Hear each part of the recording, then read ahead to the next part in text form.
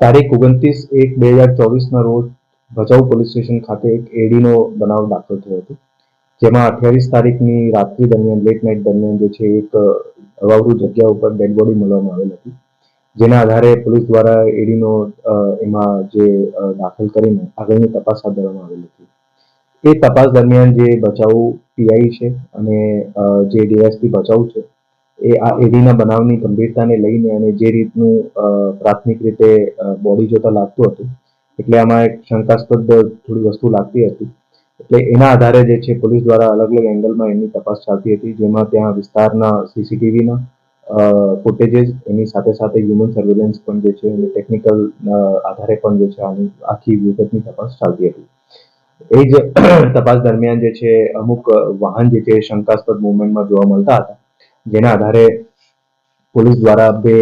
લોકોને જે છે પૂછપરછ કરવામાં આવેલી અને એ પૂછપરછ દરમિયાન જે છે આ જે બનાવ હતું એમાં એવી વિગત ધ્યાનમાં આવેલી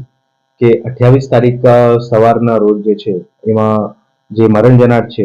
વાસુદેવસિંહ સીતારામ જગદીશસિંહ ચુડાસમા, જે એસઆરપીમાં નોકરી કરે છે, એ સવારના સમયમાં જે એમાં આરોપી છે જેનું નામ છે ધીરુ રમાભાઈ કોળી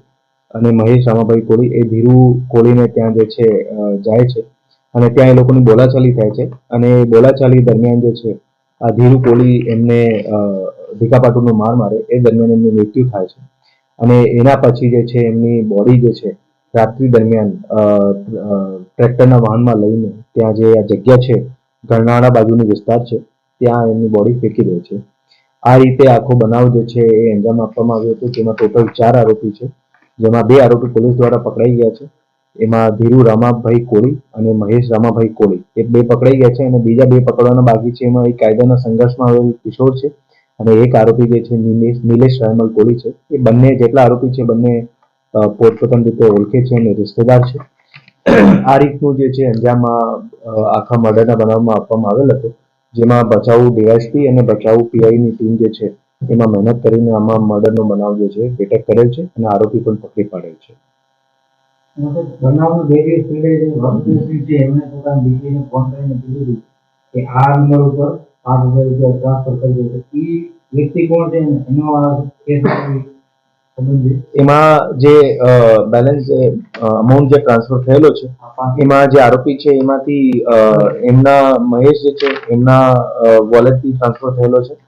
અને એમની પણ તપાસ અત્યારે ચાલુ છે અને બીજા પણ જેટલા વિવિધ એંગલ્સ છે એ બધા એંગલ્સમાં પોલીસ દ્વારા અત્યારે તપાસ કરવામાં આવી રહી છે. બનાવનું કારણ શું હતું? જે એ મરણ જનાર છે જ્યારે એમને ઘરે ગયો હતો અને એમના જે બોલાચાલી થઈ, એ બોલાચાલી દરમિયાન જે ઉશ્કેરણીમાં જે છે આ બનાવને અંજામ આપ્યો છે. એ ગાળ આપી હતી, એ ગાળમાં જે છે એમની બોલાચાલી થઈ હતી.